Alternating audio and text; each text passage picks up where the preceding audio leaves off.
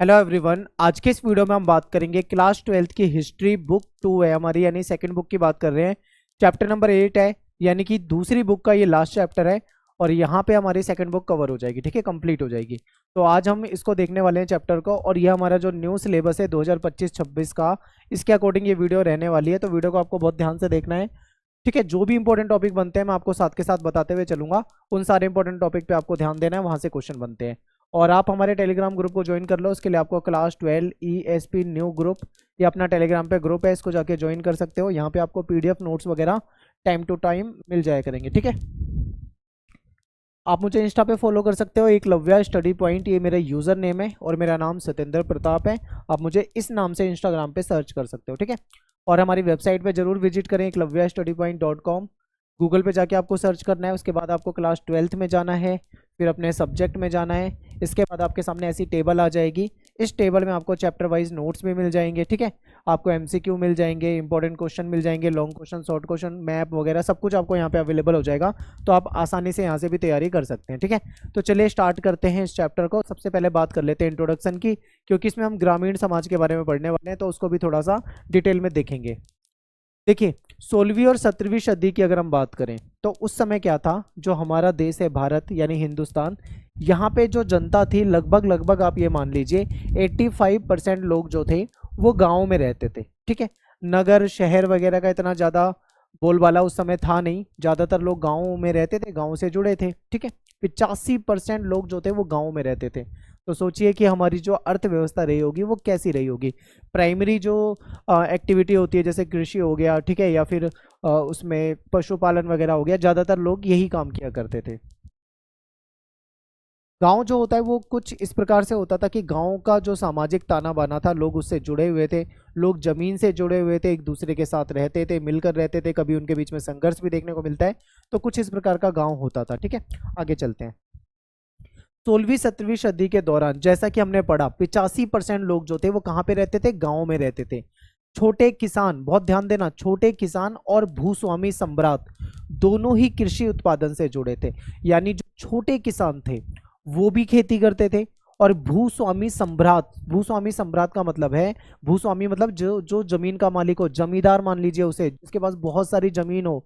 जो सम्राट हो यानी जो समृद्ध हो, जो पैसे वाला हो, जिसके पास खूब जमीन हो, ऐसे लोग भी। और जो छोटे किसान यानी जो गरीब किसान है वो भी, दोनों ही कृषि उत्पादन से जुड़े थे, यानी कि दोनों ही कृषि उत्पादन का कार्य करते थे। ठीक है, और दोनों ही फसल के हिस्सों के दावेदार थे, क्योंकि भाई दोनों ही अगर कृषि उत्पादन कर रहे हैं तो जाहिर सी बात है कि फसल जो होगी उसमें जो हिस्सा होगा उसमें दोनों ही दावेदार भी होंगे। ठीक है, इससे उनके बीच में सहयोग भी देखने को मिलता है हमको। ठीक है, यानी कि जो भूस्वामी सम्राट हैं और जो छोटे किसान हैं, इनके बीच में सहयोग भी है, और इनके बीच में आपको कंपटीशन भी देखने को मिलेगा, यानी प्रतियोगिता भी रहती थी, और इनके बीच में आपको संघर्ष भी देखने को मिलेगा, यानी कि कभी कभी क्या होता है, लड़ाई झगड़ा भी हो जाता है। ठीक है, क्योंकि आपको पता है मनुष्य समाज में रहता है, एक दूसरे के साथ मिलकर रहता है, कभी कभी उसका झगड़ा भी हो जाता है। ठीक है, तो ये सारी चीजें यहाँ पे चलती है। इसी समय कई बाहरी ताकतें भी ग्रामीण दुनिया में दाखिल हुई, यानी कि इसी समय क्या होता है कि जो बाहरी ताकतें थी कई, वो गांवों की दुनिया में दाखिल हो गई। अब ये बाहरी ताकत से क्या इशारा है, समझिए, ये बात कर रहे हैं मुगलों की तरफ। यानी कि इस समय मुगल भी जो थे वो भी यहाँ पे दाखिल होने लगे थे, यहाँ पे आने लगे थे। ठीक है, तो इसको देखते हैं। इनमें सबसे महत्वपूर्ण जो है वो है मुगल राज्य। तो यानी कि हमको गांव के बारे में भी पढ़ना है इस चैप्टर में, और मुगल के बारे में भी पढ़ना है। ठीक है, दोनों के बारे में पढ़ना है, तो ध्यान से आपको देखना है इसे। मुगलों का शासन था, तो देखिए मुगल राज्य, राज्य मतलब यहाँ पे सत्ता से है। ठीक है, सत्ता किसकी थी, मुगलों की थी, यानी मुगलों का शासन था। ठीक है, आप इसको मुगल शासन भी कह सकते हो। मुगल राज्य अपनी आमदनी का बहुत बड़ा हिस्सा जो था वो कृषि उत्पादन से उगाता था। यानी कि जो मुगल जो थे, जो यहाँ पे शासन कर रहे थे, उनकी जो इनकम होती थी, जो अर्निंग होती थी, जो कमाई होती थी, वो सबसे ज़्यादा जो उसका बड़ा हिस्सा होता था आमदनी का, वो कहाँ से आता था, कृषि उत्पादन से आता था। तो यहाँ पे आपको क्या समझ में आया, आपको ये समझ में शुरू में ही आ गया था कि 85% लोग जो है वो गाँव में रह रहे हैं। अगर 85% लोग गाँव में रहेंगे तो गाँव में क्या काम होता है, गाँव में कृषि होता है। ठीक है, खेती होती है, और क्या होता है गांव में, पशुपालन वगैरह का काम होता है।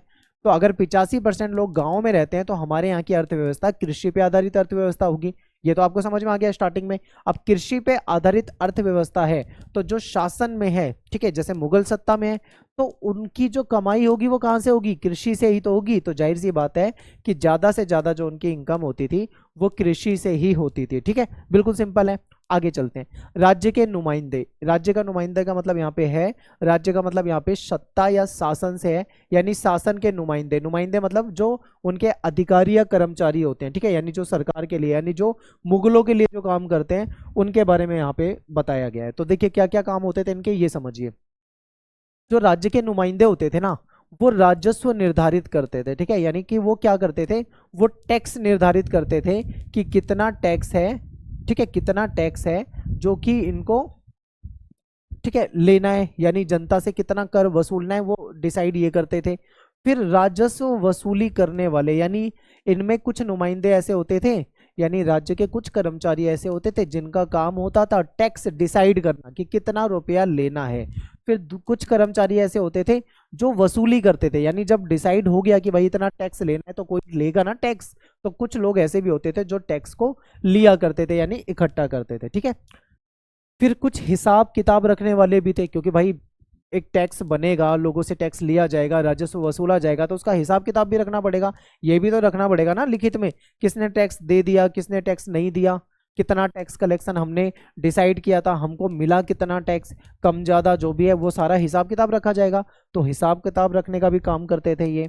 और ग्रामीण समाज पे काबू रखने की कोशिश करते थे गांव के समाज में, क्योंकि शासन इनका था, तो जाहिर सी बात है कि गांव को कंट्रोल में रखना भी इनके लिए ही महत्वपूर्ण होता था, कि अगर गांव के लोग भड़क जाते हैं या इनके खिलाफ हो जाते हैं तो इनको दिक्कत होगी, इसीलिए वो गांव के समाज को भी काबू में रखने का प्रयास करते थे, ठीक है। तो ये आपको समझना है। तो यहाँ पे हमने क्या समझा, ये 4 पॉइंट समझे हैं कि जो राज्य के नुमाइंदे होते थे, यानी कि जो मुगलों के जो कर्मचारी होते थे वो ये डिसाइड करते थे कि टैक्स कितना लेना है, फिर ये टैक्स को वसूल करते थे, उसका पूरा हिसाब किताब रखते थे, गांव को, अपने गांव का समाज जो है उसको अपने कंट्रोल में रखते थे, ठीक है। इसके अलावा वे तसल्ली करना चाहते थे कि खेतों की जो जुताई है और राज्य को जो उपज से अपने हिस्से का टैक्स समय पर मिले, ठीक है, यानी इनका ये भी काम होता था कि ये तसल्ली करें, गांव गांव में जाके देखें कि टाइम पे खेतों की जुताई हो रही है या नहीं हो रही है।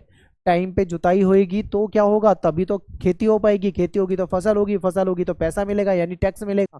तो इनका ये भी जिम्मेदारी होती थी कि सारा काम टाइम पे हो जाए, ठीक है।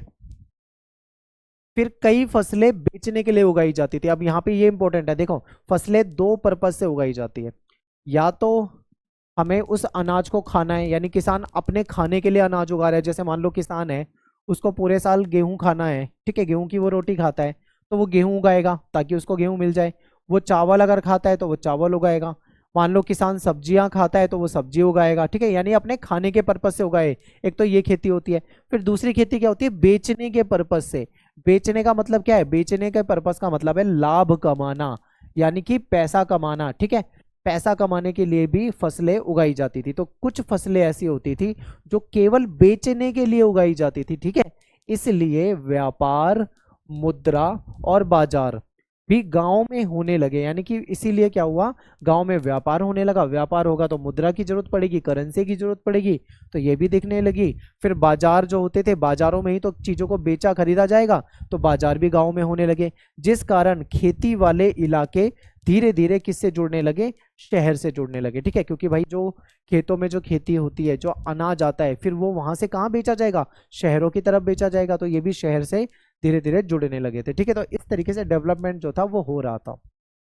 अब देखो यहाँ पे हमें क्या क्या चीजें पढ़नी है, मेनली इस चैप्टर के अंदर हमें क्या क्या पढ़ना है ये देखिए। तो हमें किसान पढ़ना है, हमें कृषि उत्पादन को समझना है, फिर कृषि में जो सिंचाई तकनीक इस्तेमाल की जाती थी उसके बारे में हमको पढ़ना है, फिर फसलों के बारे में हमको पढ़ना है, गांव का जो समुदाय था, गांव के जो लोग थे, ग्रामीण समुदाय को पढ़ना है, फिर गांव में जो जाति व्यवस्था थी उसको भी हम पढ़ेंगे इसी चैप्टर में।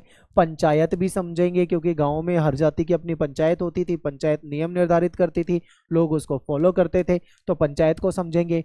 फिर किसानों के बारे में पढ़ेंगे, जमींदार और राज्य के बारे में पढ़ेंगे। किसान आप जानते ही हैं, जमींदार भी आप जानते हैं, राज्य का मतलब यहाँ पे है मुगलों से जिसका शासन है, ठीक है।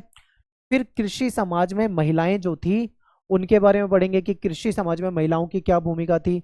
जंगल और कबीले जो होते थे उसको समझेंगे, जमींदार को समझेंगे, ठीक है। भू राजस्व प्रणाली जो थी इसको देखेंगे।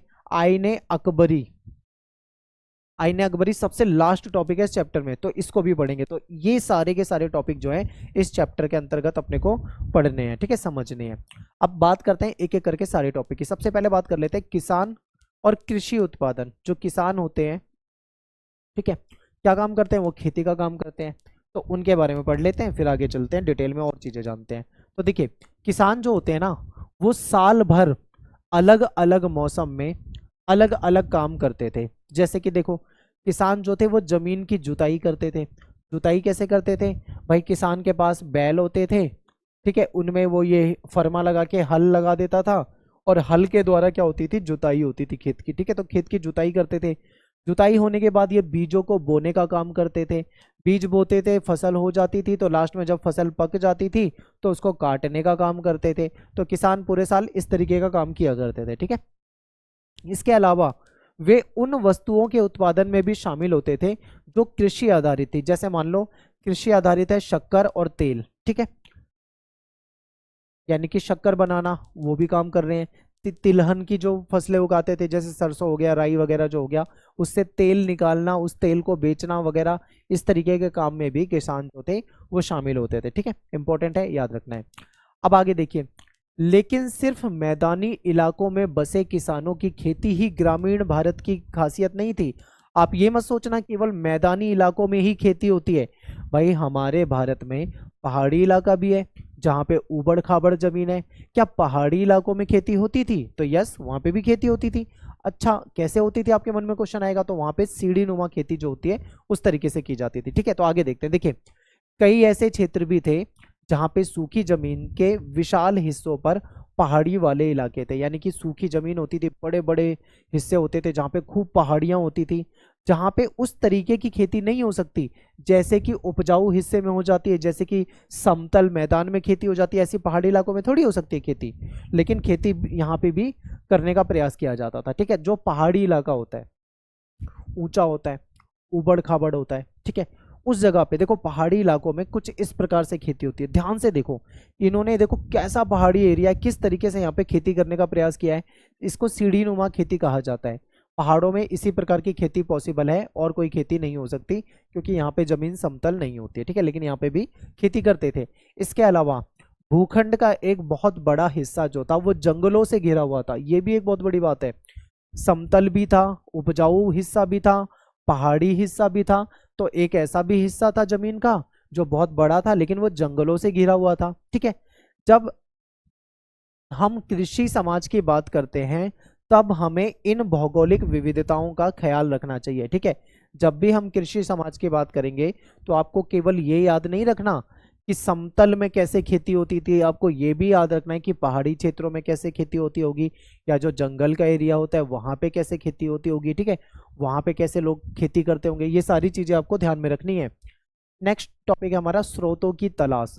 तो 16वीं और 17वीं सदियों के कृषि इतिहास को समझने के लिए हमारे जो मुख्य स्रोत हैं वो ऐतिहासिक ग्रंथ व दस्तावेज हैं जो मुगल दरबार की निगरानी में लिखे लिखे जाते थे, ठीक है।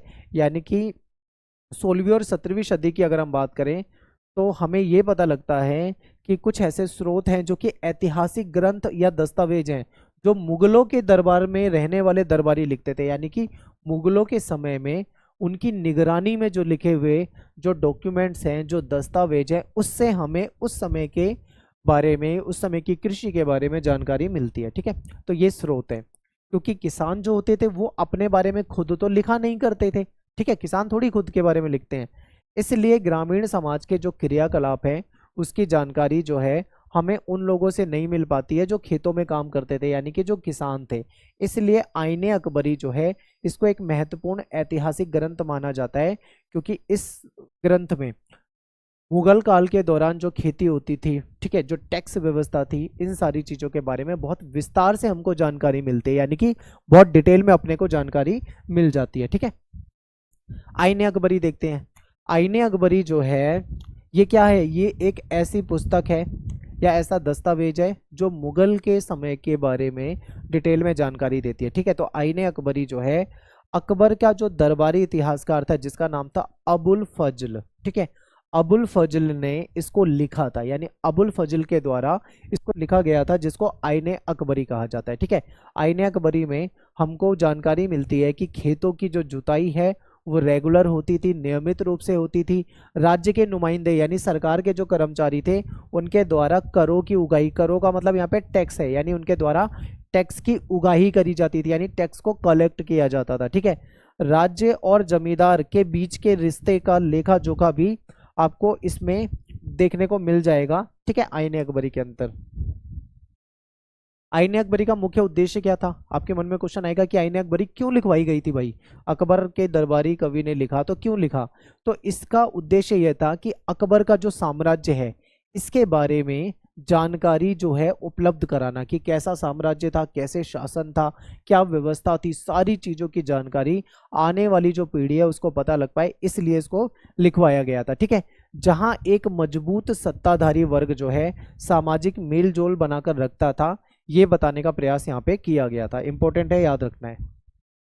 आईने अकबरी के लेखक के मुताबिक मुगल राज्य के खिलाफ कोई बगावत या किसी भी किस्म की अलग से सत्ता की दावेदारी का कर नहीं सकता था। अगर वो करने का प्रयास करेगा तो वो असफल हो जाएगा, यानी पूरी तरीके से असफल हो जाएगा, फेल हो जाएगा, ऐसा आईने अकबरी के लेखक कहते हैं, ठीक है। किसानों के बारे में जो कुछ हमें आईने अकबरी से पता चलता है वे सत्ता के ऊंचे गलियारों का नजरिया है। ये पेपर में आया हुआ क्वेश्चन है, ये सेम लाइन, ठीक है।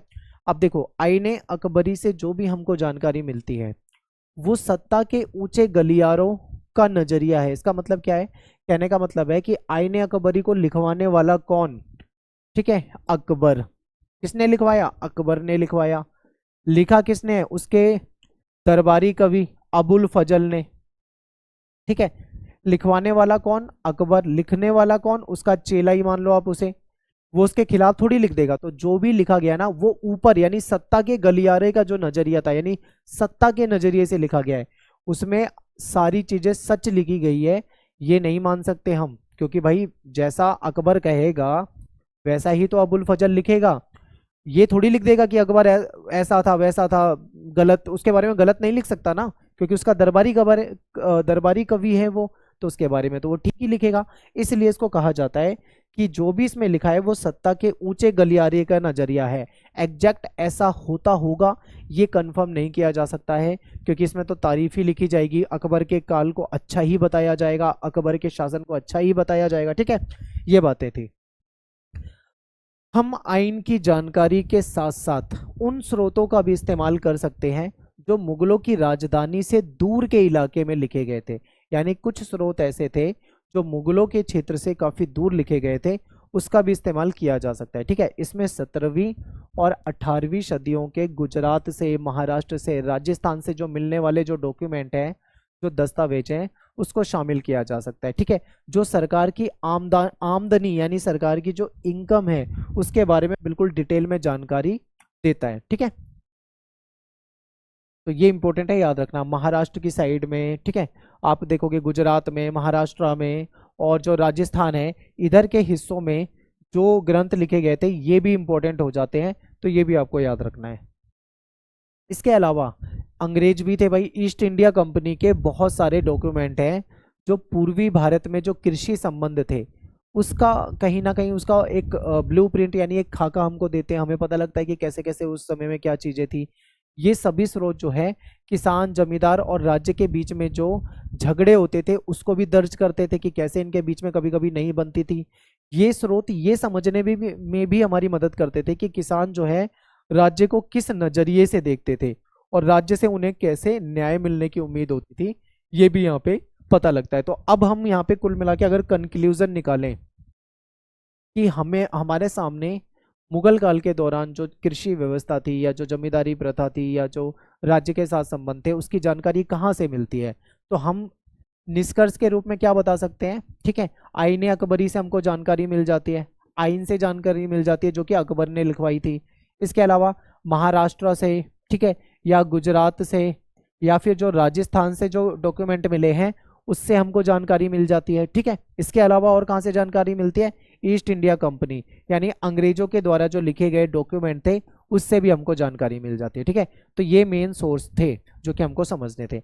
अब अगला टॉपिक है हमारा किसान और उनकी जमीन। ठीक है, किसान और उनकी जो जमीन है उसके बारे में देखते हैं। ठीक है, आगे देखो, मुगल काल के जो भारतीय फारसी स्रोत हैं उससे अपने को ये जानकारी मिलती है कि किसान के लिए रैयत या मुजरियान जो शब्द है इसका इस्तेमाल किया जाता था। ठीक है, तो देखिए कई जगह पे किसान के लिए रैयत शब्द का इस्तेमाल किया जाता था। याद रखना, किसान को क्या कहा जाता था? रैयत कहा जाता था। अगर पेपर में रैयत आ जाए तो कंफ्यूज मत होना कि ये रैयत है क्या, आप समझना कि रैयत जो है वो किसान ही है। ठीक है, या फिर कई जगह पे मुजरियान भी कहा जाता था। कई बार हमको किसान या आसामी जैसे शब्द भी मिलते हैं, आसामी भी कई जगह पे कहा जाता है उसको। 17वीं सदी के जो स्रोत है वो दो तरह के हैं। ठीक है, जिसमें किसानों के बारे में चर्चा मिलती है। दो तरह के किसान हैं, एक होते हैं खुद कास्त, एक होते हैं पाही कास्त। ठीक है, जैसा नाम है ना वैसा ही है। खुद कास्त मतलब जो खुद से खेती करते हो। तो चलिए समझते हैं इसको। खुद कास्त कौन होते हैं? खुद कास्त ऐसे किसान होते हैं जो उन्हीं गांव में रहते हैं जहां पे उनकी जमीन है और खुद से ये क्या कर रहे हैं, यहाँ पे खेती कर रहे हैं। ऐसे आप याद रख सकते हो कि खुद का जो इनका गांव है यानी अपना जो गांव है, अपने ही गांव में ये लोग रहते हैं, इनके पास अपनी जो जमीनें हैं वहीं पे ये लोग खेती करते हैं। ठीक है, तो ये हो जाते हैं खुद कास्ट, आप ऐसे याद रख सकते हो। अब दूसरा जो है वो है पाही कास्ट। अब ये पाही कास्ट क्या होता है भाई, इसको समझते हैं। देखिए पाही कास्ट ऐसे खेतीहर होते हैं या फिर ऐसे किसान होते हैं जो दूसरे गांव में जाते हैं, यानी अपने गांव को छोड़कर दूसरे गांव में जाते हैं और ठेके पर खेती करने आते हैं। ठीक है, ठेके पे खेती करते हैं। लोग अपनी मर्जी से पाही कास्त बनते हैं, अपनी मर्जी से ही बनते थे। ठेके पे खेती करते थे, पट्टे पे खेती करते थे। ठीक है, दूसरे की जमीन पे खेती करते थे, दूसरे गांव में जाके खेती करते थे, तो इसको पाही कास्त कहा जाता है। हो गया।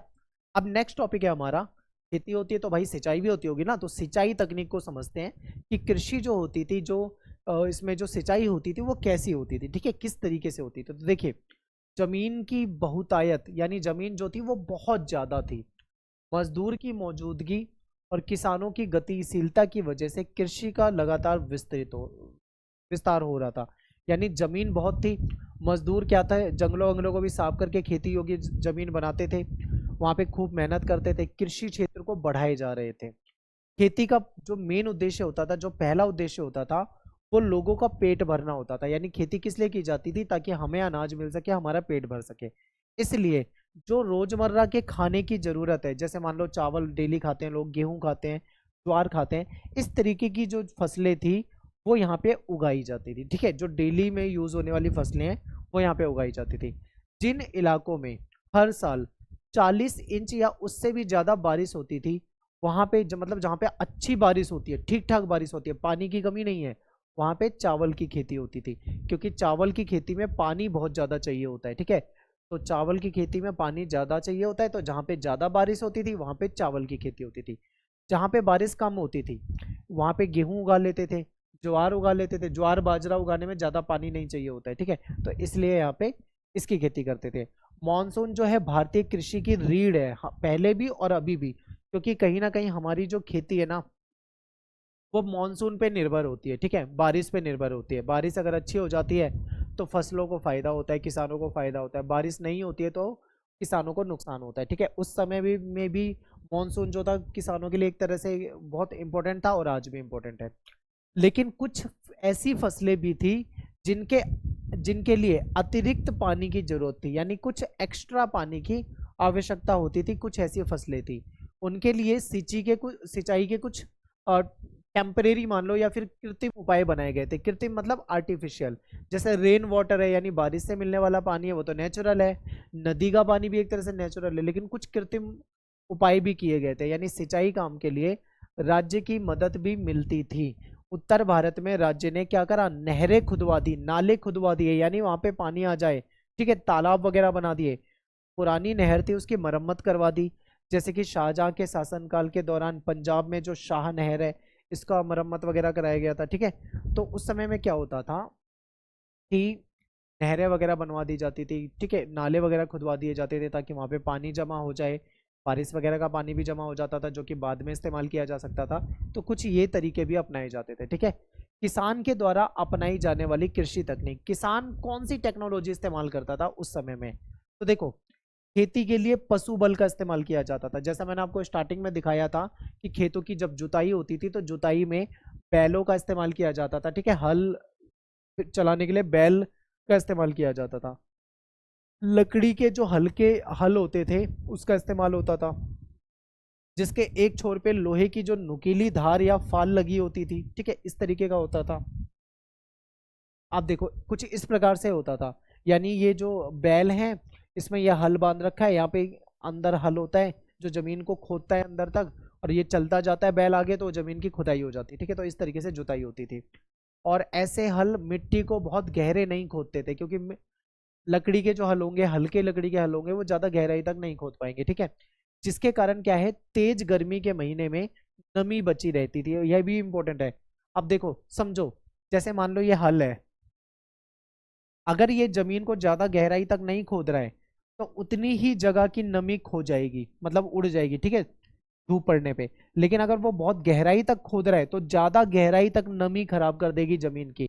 तो कम गहराई तक खुदाई हो रही थी तो एक तरह से ये अच्छा था, क्योंकि नमी नीचे की साइड बची रहती थी, ठीक है। जैसे कि एग्जाम्पल मान लो, हल जो है वो जमीन को यहाँ तक खोद रहा है, यहाँ तक खुदाई चल रही है, तो नीचे जो है वो नमी बची रहेगी, ठीक है, केवल इतने हिस्से की ही नमी चली जाएगी। तो ये इंपॉर्टेंट है।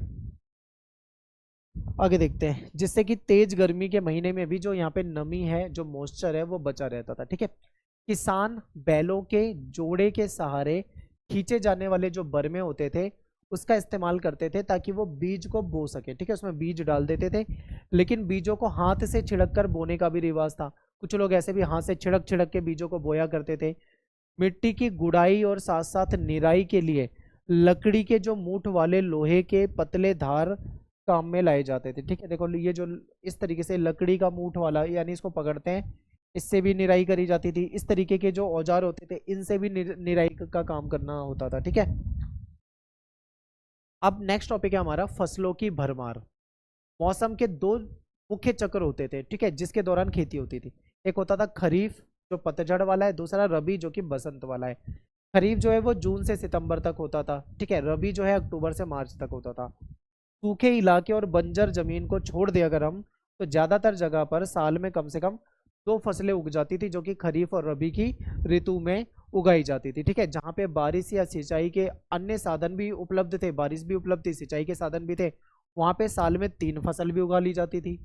और इस वजह से पैदावार में काफी ज्यादा वैरायटी देखने को मिलती है, विविधता देखने को मिलती है। कहीं पे कम फसल, कहीं पे ज्यादा फसल, कहीं पे बहुत ज्यादा फसल, कहीं पे 2 बार फसलें उगाई जा रही है साल में, कहीं पे 3 बार उगाई जा रही है। तो ये वैरायटी हमको देखने को मिलती थी, ठीक है। तो कुछ इस प्रकार से होता था। आगे देखो, आईने अकबरी से हमको पता लगता है कि दोनों मौसम मिलाकर मुगल प्रांत आगरा में, अगर दोनों मौसम को देख ले तो मिलाकर केवल आगरा की बात करें तो यहाँ पे 39 किस्म की फसलें उगाई जाती थी। दिल्ली में 43, ठीक है, टाइप की फसलों की पैदावार होती थी।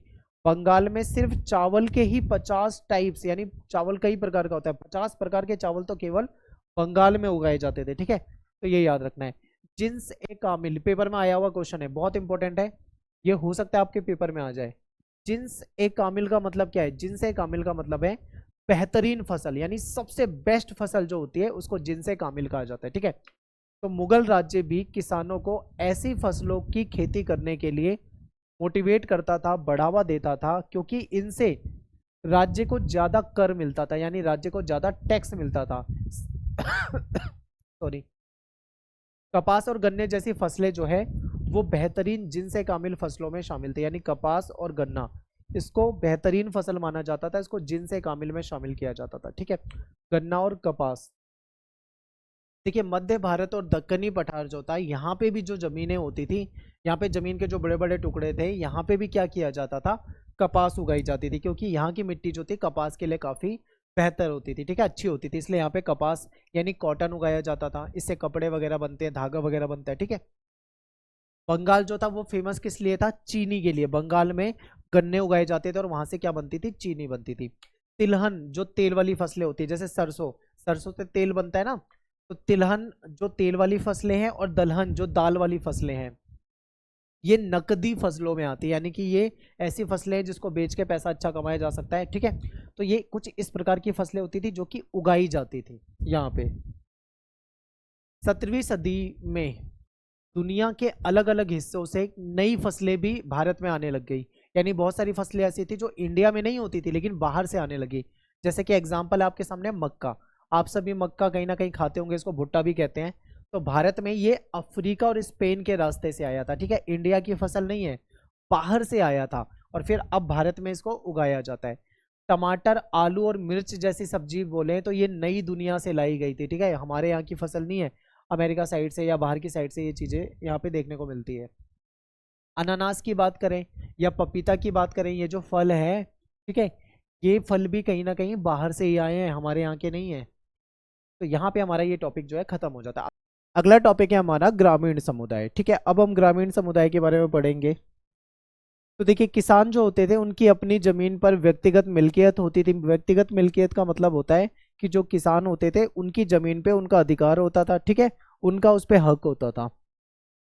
साथ ही जहां तक उनके सामाजिक अस्तित्व का सवाल है, कई मायनों में वे एक सामूहिक ग्रामीण समुदाय का हिस्सा होते थे, क्योंकि गांव में रहते थे भाई, तो जो गांव का एक समाज है, गांव का एक सामूहिक ग्रामीण समुदाय है, उसका वो पार्ट होते थे। और अगर हम देखें कि ये जो समुदाय है इसके 3 प्रमुख घटक कौन से थे, पेपर में पूछा जा सकता है कि जो ग्रामीण समुदाय था उसके 3 प्रमुख घटक कौन से हैं। तो उसमें देखो कौन आ जाते हैं, किसान आ जाते हैं जो खेती करते हैं।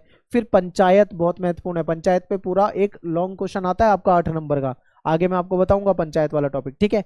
यानी कि ग्रामीण समुदाय के 3 प्रमुख घटक कौन से हैं, सबसे पहले आ जाएगा किसान, फिर आ जाएगी पंचायत और फिर आ जाएगा गांव का मुखिया, यानी जिसको मुकद्दम या मंडल भी कहा जाता था, ठीक है। तो तीनों आपको याद रखना है, किसान, पंचायत और गांव का मुखिया, ठीक है। आगे चलते हैं, जाति और ग्रामीण माहौल। तो देखिए, जातिगत भेदभाव की वजह से खेतीहर किसान जो थे वो कई तरीके के समूहों में बढ़ चुके थे। होता क्या था, गांव में रहते थे, गांव में जाति प्रथा जो थी वो अपने आप ये लगा लो चरम पे थी, क्योंकि वहां पे तो भेदभाव काफी होता था जाति को लेकर। तो ऐसे में ये कई समूहों में बट गए थे। खेतों की जो जुताई करने वाले थे उनमें से एक बड़ी तादाद में ऐसे लोग हुआ करते थे जो नीच समझे जाने वाले कामों में लगे थे, ठीक है। यानी कि ऐसे काम जो कि अच्छे नहीं माने जाते हैं, जिसको नीच माना जाता है, कुछ लोग उन कामों को भी करते थे, ठीक है।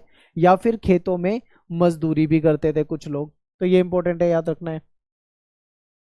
हालांकि खेती लायक जो जमीन होती थी उसकी कोई कमी नहीं होती थी, बहुत जमीनें होती थी, ठीक है। फिर भी कुछ जाति के लोग ऐसे थे जिनको सिर्फ नीच समझे जाने वाले काम ही दिए जाते थे, उनको कोई दूसरा काम मिलता ही नहीं था, उनको वही काम दिया जाता था, ठीक है। इस तरह वो लोग बेचारे गरीब रहने के लिए मजबूर हुए, क्योंकि भाई उनको वही काम मिलेगा, उस काम को छोड़ के किसी दूसरे को काम को वो कर नहीं सकते थे, इसलिए वो मजबूर थे और वो गरीब के गरीब रह गए।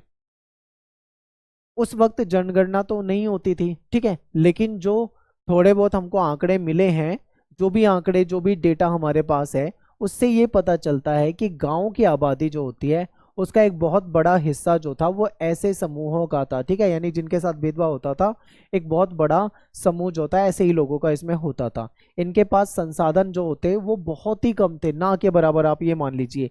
ये जाति व्यवस्था की पाबंदियों से भी बटे थे, क्योंकि जाति प्रथा होती थी, जातिगत भेदभाव होते थे और वो सारे भेदभाव इनके साथ होते थे, इनको वो चीजें माननी भी पड़ती थी। इनकी हालत जो थी वो ऐसी थी जैसी कि आधुनिक भारत में दलितों की, ठीक है, इस प्रकार की इनकी उस समय में हालत होती थी। तो ये भी आपको याद रखना है, हो सकता है पेपर में यहाँ से एक क्वेश्चन आ जाए।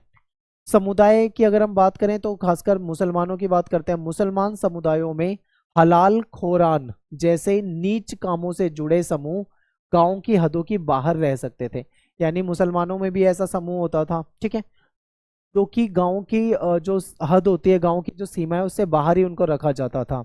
इसी तरह बिहार में मल्लाह जादाओं की जो तुलना है वो दासों से की जाती है, ठीक है, जो मल्लाह होते हैं जो नाव वगैरह चलाने का काम करते हैं उनकी तुलना भी दासों से की जाती है। 17वीं सदी में मारवाड़ में लिखी गई एक किताब राजपूतों की चर्चा किसानों के रूप में करती है, ठीक है, यानी कि आप ये मान लीजिए कि 17वीं सदी के आसपास की बात है, मारवाड़ में किताब मिली थी जिसमें राजपूतों की चर्चा हुई थी, जो कि किसानों के रूप में, यानी राजपूत जो थे वो किसानी करते थे, खेती करते थे, ऐसी चर्चा उस किताब में मिलती है, ठीक है, इंपॉर्टेंट है। इस किताब के अनुसार जाट भी किसान थे, यानी जो जाट जो जाति है ये इनको भी क्या बताती है, किसान बताती है, लेकिन जाति व्यवस्था में इनकी जगह जो है राजपूतों के मुकाबले में नीची थी। पशुपालन और बागवानी में भी बढ़ते मुनाफे की वजह से अहीर जाति जो हो गई, या जो गुज्जर समुदाय हो गया, या माली जो है, ये कुछ जातियां थी जो काफी मतलब सामाजिक सीढ़ी में ऊपर हो चुकी थी। ठीक है, इनका जो समाज में स्थान होता था वो काफी ऊपर होता था, जिसमें अहीर हो जाते हैं, गुज्जर हो जाते हैं, माली हो जाते हैं। तो इस तरीके से, क्योंकि पशुपालन बागवानी वगैरह का काम करते थे, फायदा उसमें काफी ज्यादा था।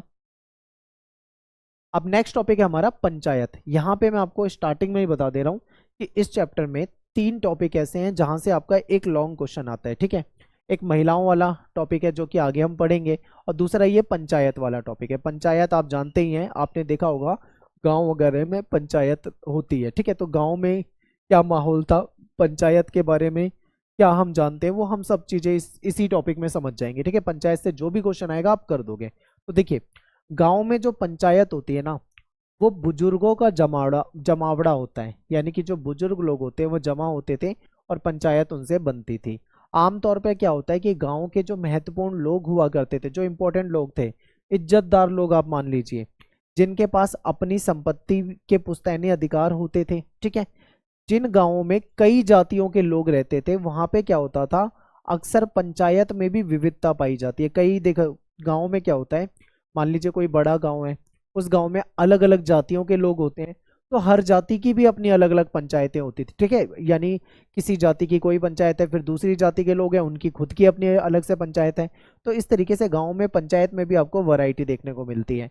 ये एक ऐसा अल्प तंत्र था जिसमें गांव के अलग अलग संप्रदाय और जातियों की नुमाइंदगी होती थी। ठीक है, यानी पंचायतें जो थी वो गांव के अलग अलग संप्रदाय जो होते थे उनकी नुमाइंदगी करती थी। ठीक है, गांव में लोगों को कोई समस्या आती थी तो वो पंचायत के पास उस समस्या को लेकर जाते थे। लड़ाई झगड़ा कोई हो जाए मान लो, तो पंचायत क्या करती थी, उन समस्याओं को सुनती थी, उसका सुलझाव करती थी। पंचायत का जो फैसला होता था गांव में सबको मानना पड़ता था। अगर पंचायत ने कोई फैसला ले लिया है तो उसको मानना पड़ेगा। ठीक है, पंचायत का सरदार एक मुखिया होता था, जिसे मुकद्दम या मंडल कहते हैं। अब देखो, पंचायत का एक हेड होता है, जो लीडर है, मेन जो है, उसको मुखिया कहा जाता है। ठीक है, ये जो मुखिया है ये मुकद्दम भी कहलाता है और मंडल भी कहलाता है। तो अगर पेपर में आ जाए कभी मुकद्दम या मंडल तो कंफ्यूज मत होना, ये पंचायत का मुखिया है, आप इतना समझ लीजिए बस। ठीक है, कुछ स्रोतों से हमको ऐसा भी पता लगता है कि मुखिया का जो चुनाव है वो जो गांव के बुजुर्ग लोग हैं उनकी आम सहमति से होता था। ठीक है, यानी गांव के बुजुर्ग लोग जो हैं उनकी सहमति से ही मुखिया का चुनाव हो सकता था। ठीक है, अगर वो सहमत नहीं है किसी पे तो वो मुखिया नहीं बन सकता, ये इंपॉर्टेंट है, याद रखना है। और इस चुनाव के बाद उन्हें इसकी मंजूरी जमींदार से लेनी पड़ती थी। ठीक है, यानी कि जब गांव के बुजुर्गों ने मुखिया को चुन लिया है तो उसके बाद जमींदार से फिर मंजूरी यानी परमिशन लेनी होती थी। ठीक है, आगे देखो, मुखिया जो होता है वो अपने ओहदे का मतलब होता है पद, यानी अपनी पोस्ट।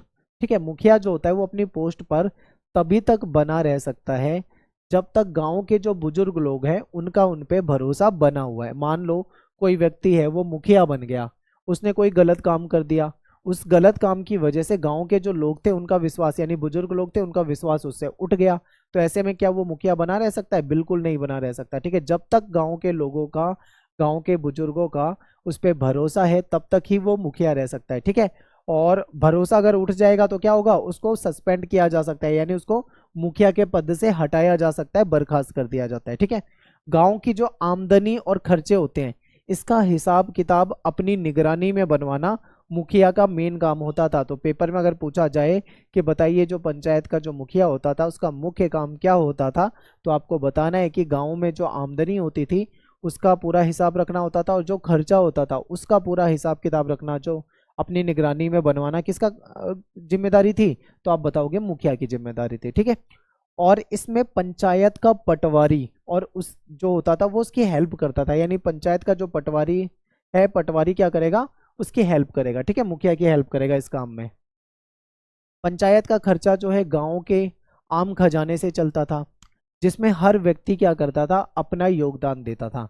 यानी गांव के जो लोग होते थे वो पंचायत का जो फंड होता था उसमें अपना योगदान देते थे, यानी पैसा देते थे, उसी से क्या होता था, पंचायत का खर्चा जो है वो चला करता था। इस खजाने से उन कर अधिकारियों की भी खातिरदारी का खर्चा किया जाता था, यानी जो कर अधिकारी होते थे, जो टैक्स इकट्ठा करने वाले अधिकारी होते थे, उनका खर्चा भी इसी खजाने से होता था। ठीक है, ये समय समय पर क्या करते थे, गांव में आते थे, गांव का दौरा करते थे, निरीक्षण किया करते थे। और इस कोष का मतलब फंड होता है, ठीक है। और इस फंड का इस्तेमाल बाढ़ जैसी प्राकृतिक विपदाओं से निपटने के लिए किया जाता था। मान लीजिए गांव में कभी कोई बाढ़ आ जाती है, ऐसे में क्या होगा, बहुत ज्यादा नुकसान हो जाएगा, तो उस नुकसान की भरपाई के लिए क्या चाहिए, पैसा चाहिए। तो ये जो फंड था पंचायत का फंड, उस पैसे को यहाँ पे इस्तेमाल किया जा सकता था, ठीक है। और इसके अलावा जो सामुदायिक कार्य होते हैं, यानी कि गांव के लिए जो काम होते हैं, जो कि किसान खुद से नहीं कर सकते हैं, तो उस काम को भी इसी पैसे से कर दिया जाता था, ठीक है। जैसे कि मान लो मिट्टी का कोई छोटा मोटा बांध बनाना हो गया, या मान लो गांव में कोई नहर की खुदाई करनी है, ठीक है, या छोटी मोटी कोई पुलिया हो गई, वो बनाने का काम जो है वो इसी पैसे से कर दिया जाता था। पंचायत का एक बड़ा काम ये तसल्ली करना था कि गांव में रहने वाले जो अलग अलग समुदाय के लोग हैं वो अपनी जाति की हदों में रहें, ठीक है। ये बहुत इंपॉर्टेंट है, इस लाइन को याद रखना। पंचायत का एक काम ये भी था कि वो ये तसल्ली करती थी, इस चीज पे ध्यान रखती थी कि अलग अलग समुदाय के जो लोग हैं अपनी जाति की हदों में रहें, क्योंकि देखो हर जाति के अपने कुछ नियम कायदे कानून होते थे, उन्हीं को मानना होता था, उसकी हदों को पार ना करें। पूर्वी भारत में सभी शादियां जो होती थी वो मंडल की मौजूदगी में होती थी, यानी पंचायत का जो मुखिया है उसकी मौजूदगी में ही शादियां होती थी, ठीक है। ये भी इंपॉर्टेंट है, इसे भी याद रखना है आपको। जाति की अवहेलना रोकने के लिए लोगों के आचरण पर नजर रखना गांव का जो मुखिया होता है उसकी जिम्मेदारी होती थी, ठीक है। यानी लोग अपनी जाति की बातों को मान रहे हैं नहीं मान रहे, जाति की हदों में रह रहे हैं नहीं रह रहे हैं, इस पे कौन नजर रखता था, ये नजर रखने की जिम्मेदारी भी मुखिया की ही होती थी।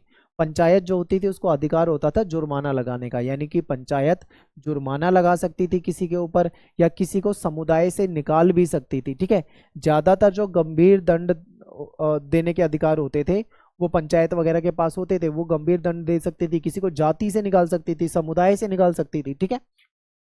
समुदाय से बाहर निकालना एक बहुत कड़ा कदम माना जाता था उस समय में, जो एक सीमित समय के लिए लागू किया जाता था। मान लो कोई व्यक्ति किसी जाति का है, वो कोई ऐसा गलत कार्य कर दे, ठीक है, किसी भी जाति का हो सकता है, गलत कार्य कर दे जो कि भाई समाज के खिलाफ हो, तो पंचायत ऐसे में क्या कर सकती थी, उसको दंड दे सकती थी, यानी कि सजा दे सकती थी। सजा क्या होती थी, उसको समुदाय से निकाल दिया, यानी कि उसका बॉयकॉट कर दिया जाता था कुछ समय के लिए, एक सीमित समय के लिए ऐसा होता था। जिसके तहत क्या होता था, जो दंडित व्यक्ति है यानी जिसको सजा मिली है, वो दिए हुए समय के लिए गांव छोड़ देगा, ठीक है, उसको गांव छोड़ना पड़ेगा, लोग उसको बॉयकॉट कर देंगे, और इस दौरान वो अपनी जाति और अपने पेशे से भी हाथ धो बैठेगा, ठीक है। उसको उस समय के लिए जाति से भी निकाल दिया जाता है, और उसका जो काम धंधा जो भी वो पहले करता था उस काम धंधे से भी वो निकल जाता है, यानी कि उससे भी हाथ धो बैठता है।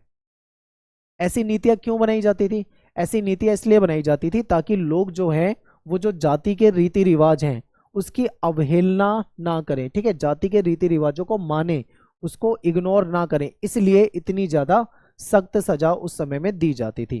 ग्राम पंचायत के अलावा गांव में हर जाति की अपनी अलग पंचायत भी होती थी, ये भी आपको याद रखना है। गांव में ग्राम पंचायत तो है जो पूरे गांव की पंचायत है, उसके अलावा जो जातियां हैं हर जाति के लोगों की अपनी खुद की अलग पंचायत भी होती थी। समाज में पंचायत का काफी पंचायतें जो होती थी काफी ताकतवर होती थी, उसका रुतबा होता था, लोग उनकी बातों को मानते थे। कोई समस्या होती थी तो आज के समय में हम क्या जाते हैं, लड़ाई झगड़ा हो जाता है हम पुलिस के पास जाते हैं, लेकिन उस समय में लोग पंचायतों के पास जाते थे। पंचायत के जो पंच होते थे उसमें गांव के बड़े बुजुर्ग शामिल होते थे, गांव के लोग शामिल होते थे, वो उनकी समस्या को सुनते थे, ठीक है, दोनों पक्षों की बातों को सुनते थे, उसके बाद अपना फैसला सुनाते थे, और उस फैसले को सभी लोगों को मानना भी होता था। राजस्थान की अगर हम बात करें तो यहाँ पे जाति पंचायतें जो हैं अलग अलग जातियों के लोगों के बीच में झगड़े का निपटारा करती थी। क्या होता है कि अलग अलग जातियों के लोगों के बीच में मान लीजिए झगड़ा हो जाए तो यहाँ की पंचायत क्या करती है, उसका निपटारा करती है। जमीन से जुड़े हुए जो दावेदारी होती है इन झगड़ों को भी सुलझाती है, यानी जमीन से रिलेटेड कोई लड़ाई झगड़ा उसको सुलझा देती थी, ठीक है। और ये भी तय करती थी कि शादियां जो है जातिगत मानदंडों के मुताबिक हो। और एक चीज ये भी होता था कि एक जाति के लोग अपनी ही जाति में शादी किया करते थे, ठीक है, दूसरी जाति में यानी गैर जाति में शादी करना अलाउ नहीं होता था। तो जो शादियों के नियम होते थे वो भी जातिगत, जो उनके मानदंड है, जो उनके रूल्स हैं उसके अकॉर्डिंग हो रहा है नहीं हो रहा है, इस चीज पे भी ध्यान दिया जाता था। पश्चिम भारत की अगर हम बात करें, खासकर अगर हम बात करते हैं राजस्थान की या महाराष्ट्र की, तो यहाँ पे हमें कुछ ऐसे दस्तावेज मिले हैं जिसमें कुछ अर्जियां मिली हैं, ठीक है, अर्जियां मतलब कुछ एप्लीकेशन मिली हैं, जिसमें पंचायत से ऊंची जाति या राज्य के अधिकारियों के खिलाफ जबरन कर उगाही या बेगार वसूली की शिकायत की गई है। कहने का मतलब है कि कई बार क्या होता था, ऊंची जाति के जो लोग हैं या मान लो उनके खिलाफ एप्लीकेशन मिली है, या राज्य के जो अधिकारी होते थे कई बार जबरन टैक्स वसूला करते थे, ठीक है, गलत तरीके से टैक्स वसूलते थे। तो इसकी जो ये जो समस्या थी, इसकी शिकायत कहाँ पे की गई है, अर्जियां देकर पंचायतों में की गई है। तो उसके भी कुछ सबूत यहाँ से मिले हैं, ठीक है। आमतौर पे क्या होता था, ये जो अर्जियां होती थी, ये जो ग्रामीण समुदाय है, गांव के जो लोग हैं, उनमें जो सबसे जो निचले तबके के लोग हैं ये लगाते थे, क्योंकि सबसे ज्यादा जो गलत होता था वो इन्हीं के साथ होता था। अक्सर क्या होता था, सामूहिक तौर पर ऐसी अर्जियां भी दी जाती थी। कई बार क्या होता था, पूरा का पूरा ग्रुप एप्लीकेशन लगाता था कि हमारे साथ ये चीजें गलत हो रही है पंचायतों के पास, ठीक है। इसमें किसी जाति या संप्रदाय विशेष के लोग संभ्रात समूहों की उन मांगों के खिलाफ अपना विरोध जताते थे जिन्हें वो नैतिक दृष्टि से अवैध मानते थे। देखिए क्या होता है कि उस समय में कुछ सम्राट समूह जो होते थे, जो अमीर लोग होते हैं या जो आप मान लो जो समृद्ध लोग होते हैं, उनके खिलाफ भी अर्जियां लगाई जाती थी। कई बार क्या करते थे, ये भी उनके साथ गलत करते थे, इसकी वजह से लोग इनको नहीं पसंद करते थे, तो उनके खिलाफ क्या करते थे, अर्जी लगाते थे, ठीक है। ये हमारा पंचायत वाला टॉपिक हो गया है। नेक्स्ट टॉपिक है हमारा ग्रामीण दस्तकार। जो गांव के लोग होते थे, जो दस्तकारी का कार्य करते थे, इनके बारे में समझते हैं। अंग्रेजी शासन के शुरुआती वर्षों में किए गए गांवों के सर्वेक्षण और मराठाओं के दस्तावेज बताते हैं कि गांव में दस्तकार लोग जो है वो काफी अच्छी तादाद में थे, ठीक है। उस समय के हमें जो जो भी सर्वेक्षण हुए हैं या जो डॉक्यूमेंट मिले उससे पता लगता है कि यहाँ पे बहुत सारे लोग थे जो कि दस्तकारी का काम करते थे। कहीं कहीं तो कुल घरों के 25% घर दस्तकारों के थे। यानी मान लीजिए कोई कोई गांव ऐसा है जहाँ पे टोटल 100 घर है, तो उसमें से 25 घर तो केवल ऐसे लोगों के होते थे जो दस्तकारी का काम करते थे, ठीक है। कभी कभी किसानों और दस्तकारों के बीच में फर्क करना बहुत मुश्किल हो जाता था। पता ही नहीं लगता था कि भाई इसे हम किसान बोले या इसे दस्तकार बोले। आखिर ऐसा क्यों होता था, क्योंकि ये लोग दोनों किस्म के काम करते थे। मान लो कोई व्यक्ति है, वो खेती भी कर लेता है, किसान भी है, खेती का भी काम कर रहा है, और खाली टाइम पे वो दस्तकारी का काम भी कर रहा है, जैसे घड़े वगैरह बनाना या कोई अन्य चीजों को बनाने का। तो कई बार इनके बीच में अंतर कर पाना भी काफी मुश्किल होता था, ठीक है। खेतीहर और उसके परिवार के जो सदस्य हैं वो कई तरह की वस्तुओं के उत्पादन में शिरकत करते थे। यानी जो खेतीहर लोग हैं, जो किसान लोग हैं, और उनके परिवार के जो मेंबर होते हैं, वो बहुत सारी वस्तुओं के उत्पादन में भी शिरकत करते थे, यानी उत्पादन के काम में लगे रहते थे।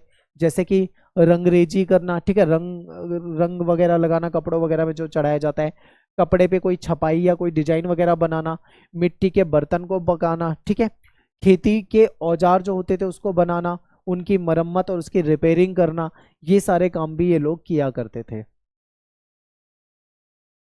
ऐसे महीनों में जब उनके पास खेती का काम से फुर्सत होती थी, उस समय में खेतीहर जो है यानी किसान जो है, वो लोग क्या करते थे, दस्तकारी का काम करते थे। अब देखो किसान है मान लो कोई, अब उसकी फसल की जुताई का समय है, तो उस समय वो जुताई में बिजी होगा, फिर बीज की बुआई में बिजी होगा, फिर सिंचाई का वो काम करेगा, फिर उसकी फसलें खड़ी हो जाएंगी, फिर फसलें बड़ी होंगी, पकने में समय लगेगा। मान लो उसके पास महीना 2 महीना 3 महीने का टाइम है, वो खाली, अब खेती का काम उसको नहीं करना है, तो ऐसे टाइम पे वो क्या करता था, दस्तकारी का काम करना शुरू कर देता था।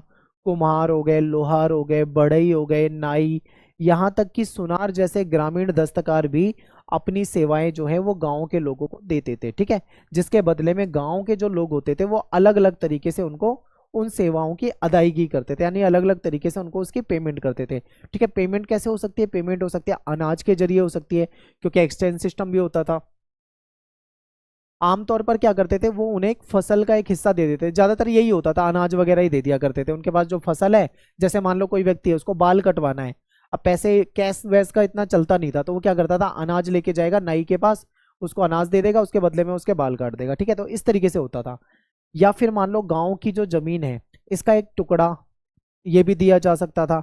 शायद कोई ऐसी जमीन जो खेती लायक होने के बावजूद बेकार पड़ी हो, अगर ऐसी कोई जमीन है तो वो भी दी जा सकती थी, ठीक है। तो ये सारे पॉइंट आपको याद रखने हैं। नेक्स्ट टॉपिक है हमारा एक छोटा गणराज्य, इसको समझते हैं। देखिए 19वीं सदी के कुछ अंग्रेज अफसरों ने भारतीय गांवों को एक ऐसे छोटे गणराज्य के रूप में देखा जहां लोग सामूहिक स्तर पर भाईचारे के साथ संसाधन और श्रम का बंटवारा करते थे। ठीक है, अंग्रेजों का ये नजरिया है। अंग्रेज जो 19वीं सदी में आए थे, उन्होंने क्या देखा, उन्होंने भारत के गांवों को देखा। गांव को उन्होंने गांव को एक छोटा सा गणराज्य बताया। उन्होंने बताया कि यहाँ पे लोग क्या है, ग्रुप में आपस में मिल के रहते हैं, एक दूसरे की मदद करते हैं। ठीक है, संसाधनों का आपस में मिल के बंटवारा करते हैं। उन्होंने ये देखा, लेकिन ऐसा नहीं लगता है कि गांव में सामाजिक बराबरी थी। ये बहुत इंपॉर्टेंट है।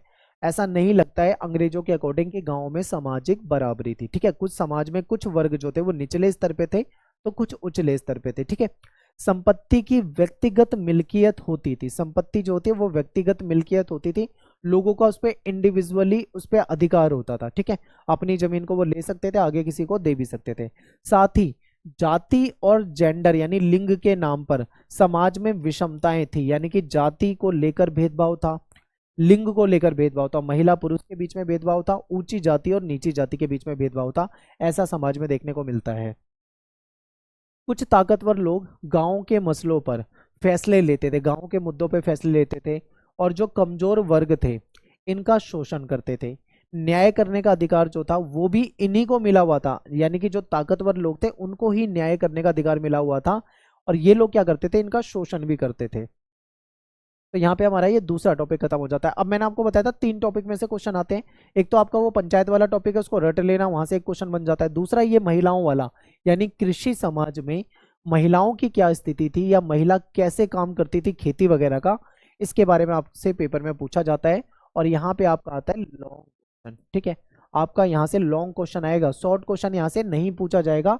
ये चीज आपको अच्छे से याद रखना है, लॉन्ग क्वेश्चन आएगा हमेशा। तो चलिए देखते हैं कि महिलाओं की क्या भूमिकाएं थी। ठीक है, तो देखिए महिलाएं जो थी वो पुरुषों के साथ कंधे से कंधा मिलाकर खेतों में काम करती थी। कहने का मतलब है कि पुरुष तो खेती करते थे, लेकिन महिलाएं भी उसमें क्या करती थी, उनकी सहायता करती थी। ठीक है, पुरुष जो थे वो खेत को जोतने का काम करते थे, बैलों का इस्तेमाल होता था, हल का इस्तेमाल होता था, तो पुरुष जो थे वो हल चलाया करते थे। ठीक है, महिलाएं जो होती थी वो बुआई करती थी, यानी बीज बोने का काम करती थी, निराई करना, घास वगैरह खरपतवार उसमें से निकाला करती थी, कटाई वगैरह करना। ठीक है, पकी हुई जो फसलें होती हैं उसमें से दाना निकालने का काम जो है वो महिलाएं करती थी, यानी मिल बांट कर महिला और पुरुष खेती का काम कर लिया करते थे। पश्चिमी भारत की बात करें तो जो रजस्वला महिला होती है उसको हल या कुम्हार का चाक छूने की इजाजत नहीं थी। ठीक है, महिला जो होती है उनको पीरियड वगैरह जब चल रहा होता है तो उस समय में उन्हें कुछ चीज़ों को छूने की इजाज़त नहीं होती थी।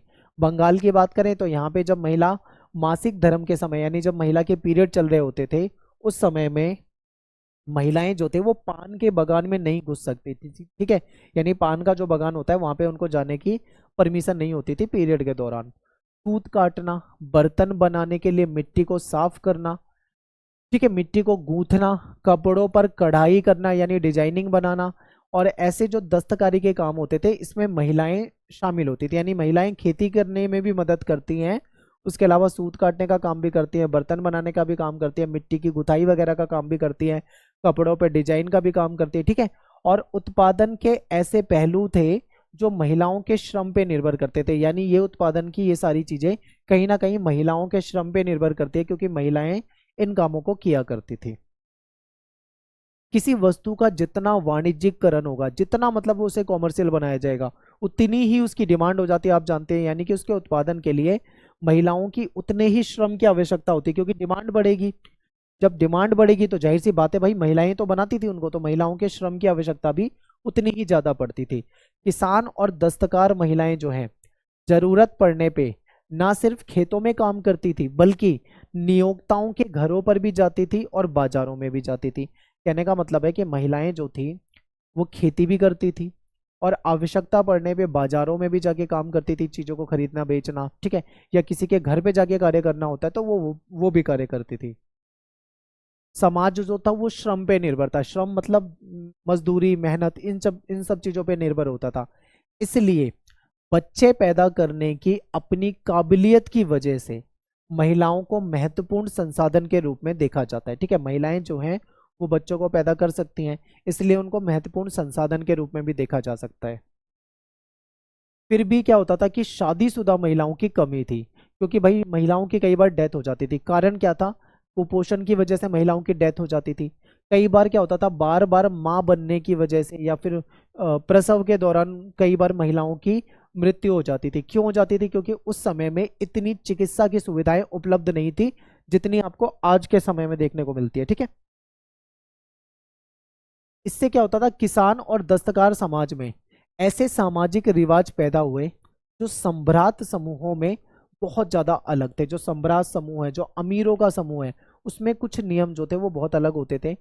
कई ग्रामीण संप्रदायों में शादी के लिए दुल्हन की कीमत अदा करने की जरूरत होती थी, ना कि दहेज की। ठीक है, क्या होता था कि कई कुछ समुदाय ऐसे होते थे, वहां पे शादी जब होती थी तो बल्कि दुल्हन जो होती है उसको पैसा दिया जाता था। ठीक है, ना कि उनसे दहेज लिया जाता था। ऐसे भी कुछ रूल्स होते थे क्योंकि महिलाओं की कमी भी थी, ये भी याद रखना है। ठीक है, तलाकशुदा जो महिलाएं हैं और जो विधवा हैं, दोनों ही कानूनन शादी कर सकती थी। यानी मान लो किसी महिला का तलाक हो रखा है तो वो शादी कर सकती है, कोई विधवा है तो वो भी शादी कर सकती है। ठीक है, महिलाओं की जो प्रजनन शक्ति है उसको इतनी अहमियत दी जाती थी कि उस पर काबू खोने का बहुत डर होता था, क्योंकि देखो महिलाएं ही बच्चे पैदा कर सकती हैं, तो इसलिए महिलाओं को कंट्रोल में रखने की कोशिश की जाती थी।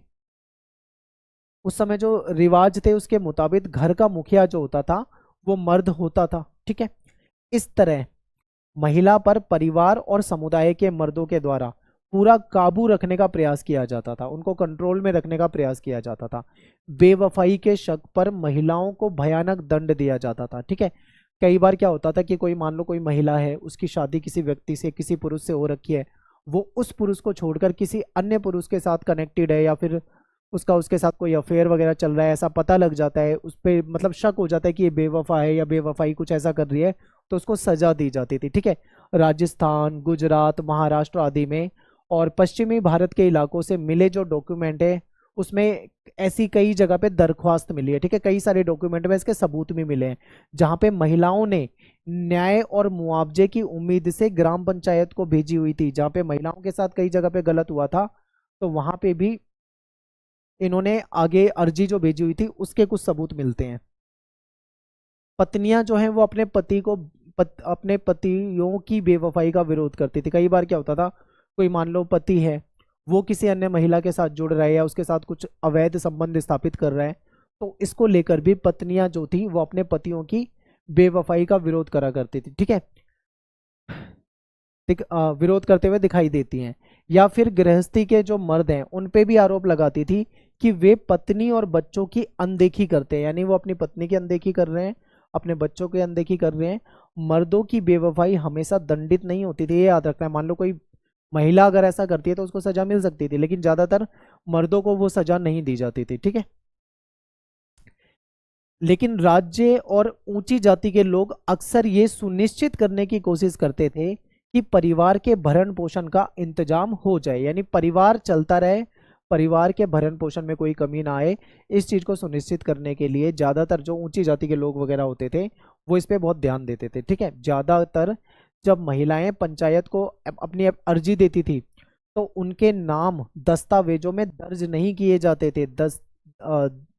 दरख्वास्त करने वाली का हवाला गृहस्थी के मर्द मुखिया की माँ, बहन या पत्नी के रूप में दिया जाता था, यानी कि महिला का इंडिविजुअल नाम नहीं लिखा जाता था। ठीक है, बल्कि वो किस परिवार से है उसके पति के साथ उसका नाम जोड़कर या उसके बच्चे या माँ बहन इस तरीके से जोड़कर उसका नाम को रखा जाता था। ठीक है, यानी फलाने की पत्नी, फलाने की बीवी, फलाने की बहन हो सकती है, किसी की माँ हो सकती है, इस तरीके से देखा जाता था, नाम नहीं डाला जाता था उसमें उसका।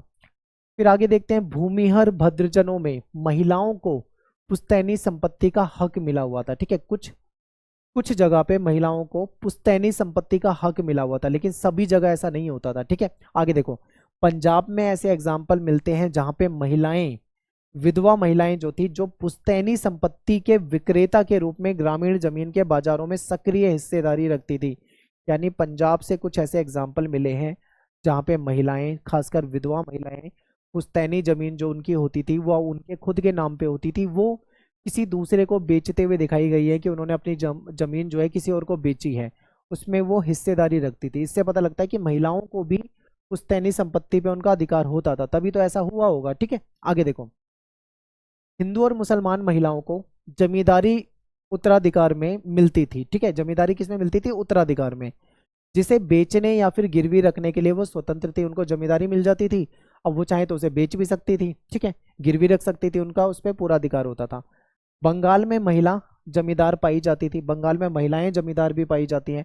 18वीं सदी की सबसे बड़ी और मशहूर जमींदारियों में से एक थी राजशाही की जमींदारी, जिसका कर्ता धर्ता जो थी वो एक स्त्री थी, ठीक है। तो ये कुछ एग्जाम्पल मिले हैं जहाँ पे बंगाल वगैरह में या फिर कुछ अन्य जगहों पे जहाँ पे महिलाओं को भी उनकी पुश्तैनी जो जमीन होती थी उस पर अधिकार होता था, ठीक है, वो बेच सकती थी, खरीद सकती थी।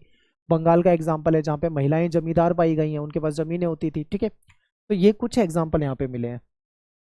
तो यहाँ पे हमारा ये महिला वाला टॉपिक खत्म हो जाता है। नेक्स्ट टॉपिक है हमारा जंगल और कबीले। इसको समझते हैं, यानी कि जो बसे हुए गांव हैं उसके परे देखते हैं जंगल और कबीले। तो देखिए, उत्तर और उत्तर पश्चिमी भारत की गहरी खेती वाले प्रदेशों को छोड़ दें तो अन्य जमीन का जो हिस्सा था, ठीक है, खेती वाली जमीन को छोड़ दो तो अन्य जमीन क्या थे, वहां पे बहुत बड़े बड़े घने जंगल होते थे, झाड़ियां होती थी, ठीक है, उससे घिरे हुए थे।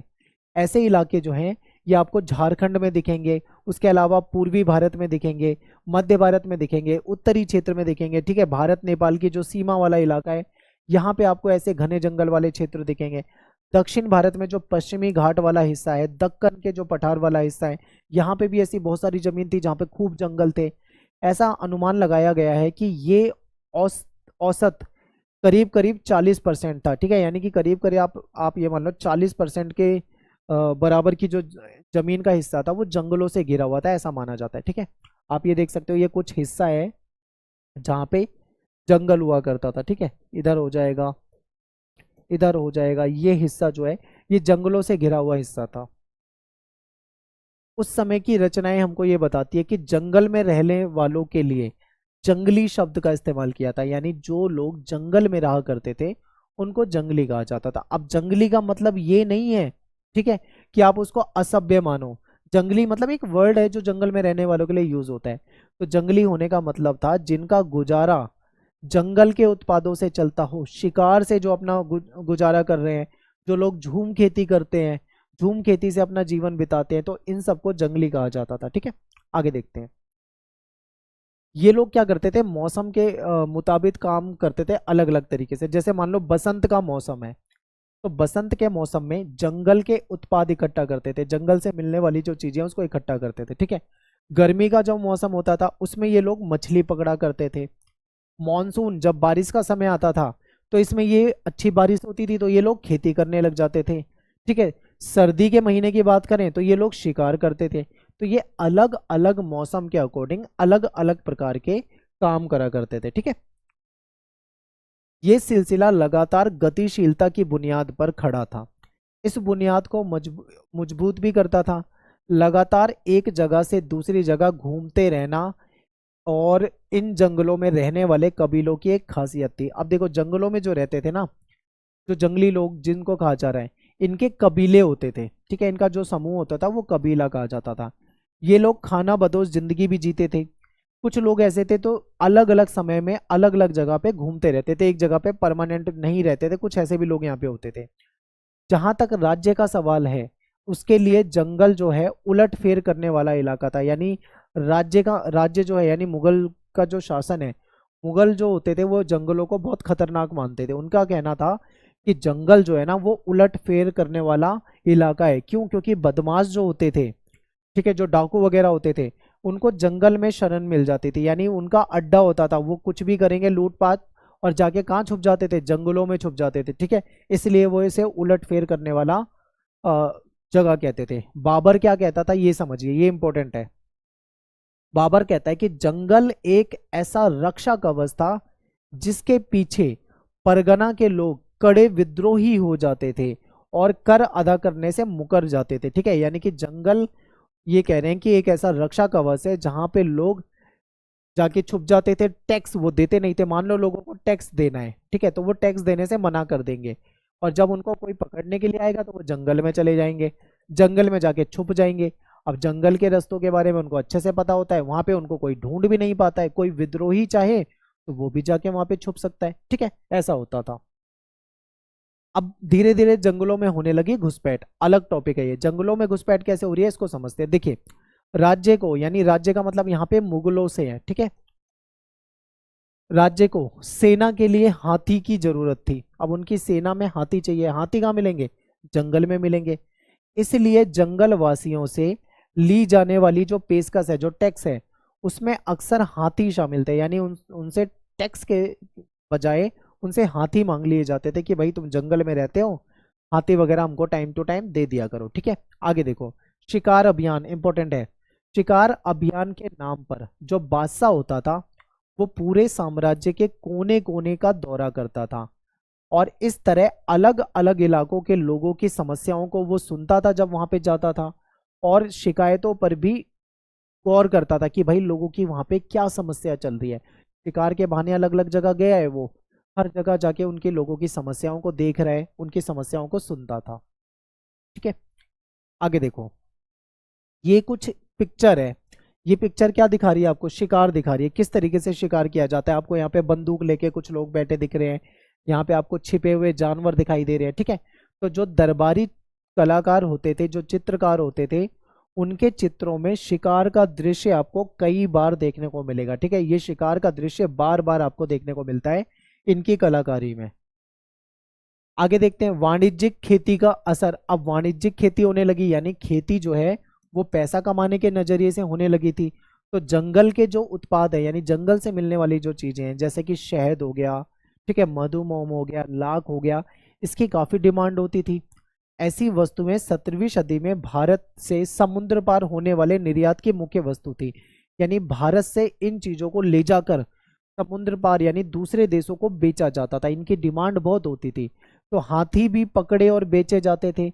व्यापार के तहत वस्तुओं की अदला बदली यानी एक्सचेंज भी होता था, विनिमय वगैरह भी हुआ करता था। ठीक है, तो देखो नेक्स्ट है हमारा टॉपिक, सामाजिक कारणों से जंगल वासियों के जीवन में क्या बदलाव आए, इसको देखते हैं। तो देखिए, अलग अलग कबीलों के भी सरदार होते थे। कई कबीलों के सरदार जो थे वो जमींदार बन गए थे, कुछ राजा भी बन गए थे। ऐसे में उन्हें सेना खड़ी करने की जरूरत थी, क्योंकि अब जमींदार और राजा बन रहे तो जाहिर सी बात है उनको चाहिए सेना। उन्होंने क्या करा, अपने परिवार के जो लोग थे उनको सेना में भर्ती कर लिया, यानी सैनिक मिल गए। अपने परिवार के लोगों से ही वो अपनी सैन्य सेवा ले लिया करते थे। ठीक है, सिंध इलाके के कबीले की बात करें हम, तो इसमें 6000 घुड़सवार और 7000 पैदल सिपाही। सोचो कि कितनी बड़ी बड़ी इनके पास सेना होती थी। असम की बात करें, ये पेपर में आया हुआ क्वेश्चन है, इंपॉर्टेंट है, एमसीक्यू पूछा हुआ था पेपर में। असम में जो अहोम राजा हैं, इन्होंने इनके अपने पायक होते थे। ये वो लोग थे जिन्हें जमीन के बदले सैनिक सेवा देनी होती थी। ठीक है, यानी इनके पास ऐसे लोग होते थे जो जमीन के बदले में सैन्य सेवा देते थे। इंपॉर्टेंट है, आपसे पेपर में ये पूछा जा सकता है कि अहोम राजा का संबंध किस राज्य से है। एमसीक्यू में आपको ऑप्शन दे देंगे, असम, ठीक है, मणिपुर, मेघालय, इस तरीके से। तो आपको पता होना चाहिए ये कहाँ के हैं। अहोम राजा जो थे, इन्होंने जंगली हाथी पकड़ने पर अपने एकाधिकार का ऐलान भी कर दिया था। इन्होंने कह दिया था कि जंगली हाथी केवल हम पकड़ेंगे, हमारे अलावा कोई भी जंगली हाथियों को नहीं पकड़ सकता है। अपना एकाधिकार इन्होंने उसका दावा कर दिया था। तो यहाँ से अपना ये टॉपिक खत्म हो जाता है। और तीसरा टॉपिक आपका है जो इंपॉर्टेंट है, जो 8 नंबर में आता है, वो है जमींदार। मैंने आपको 3 टॉपिक बताए थे जहां से क्वेश्चन बनता है, पंचायत वाले टॉपिक से, महिलाओं वाले टॉपिक से, और तीसरा है जमींदार। इसको अच्छे से रट के जाना, अच्छे से समझ के जाना। ठीक है, चलिए देखते हैं जमींदार।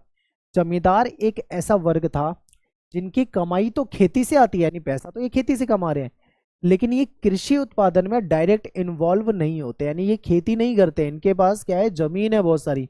जमींदार मतलब जिसके पास बहुत सारी जमीन हो। अब जिसके पास बहुत ज्यादा जमीन होगी, क्या वो खुद खेती करेगा? नहीं करेगा।